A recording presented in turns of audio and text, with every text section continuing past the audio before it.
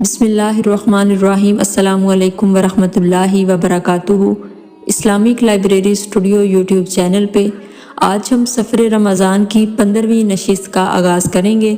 ہمارا آج کا پہلا سوال ہے کہ اگر کوئی بغیر کسی شرعی رخصت یا مرض کے رمضان کا روزہ چھوڑے تو اس کے لیے کیا حکم ہے؟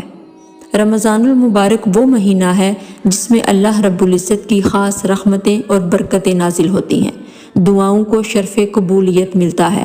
علاوہ ازیں دنیاوی اور روحانی فیوزات بھی اللہ کی رحمت کا حصہ ہیں جو انسان کو صرف روزہ کی وجہ سے حاصل ہوتے ہیں۔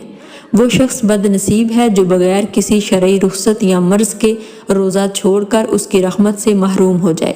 ایسے شخص کے بارے میں حضرت ابو ہریرہ رضی اللہ عنہ سے مروی حدیث مبارکہ میں ہے کہ حضور نبی اکرم صلی اللہ علیہ وآلہ وسلم نے فرمایا، جو شخص بغیر شرعی رخصت یا بیماری کے رمضان کا روزہ چھوڑ دے تو چاہے پھر وہ زندگی بھر روزے رکھتا رہے، وہ اس رمضان کے روزے کا بدل نہیں ہو سکتے۔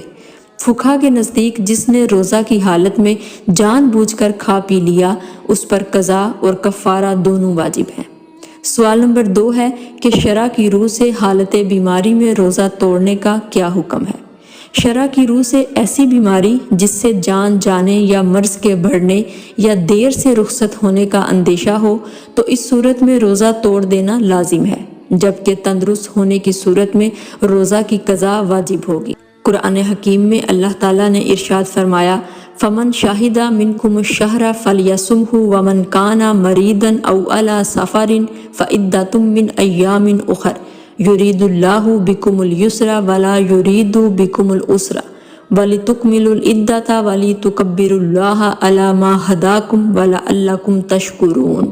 اور جو کوئی بیمار ہو یا سفر پر ہو تو دوسرے دنوں کے روزوں سے گنتی پوری کرے۔ اللہ تمہارے حق میں آسانی چاہتا ہے اور تمہارے لیے دشواری نہیں چاہتا، اور اس لیے کہ تم گنتی پوری کر سکو، اور اس لیے کہ اس نے تمہیں جو ہدایت فرمائی ہے اس پر اس کی بڑائی بیان کرو، اور اس لیے کہ تم شکر گزار بن جاؤ۔ سوال نمبر 3 ہے کہ کیا کثرت ذوف یا بیماری کے باعث وقت سے پہلے روزہ افطار کرنا جائز ہے؟ کثرت ذوف یا بیماری کے باعث جس میں یہ اندیشہ ہو کہ اگر روزہ باقی رہا تو بیماری یا ذوف بڑھ جائے گا، یا یہ ڈر ہے کہ بیماری سے جلد آرام نہ آئے گا، تو پھر اس صورت میں روزہ وقت سے پہلے افطار کر لینا جائز ہے، جس کی بعد ازاں قضا لازم ہوگی۔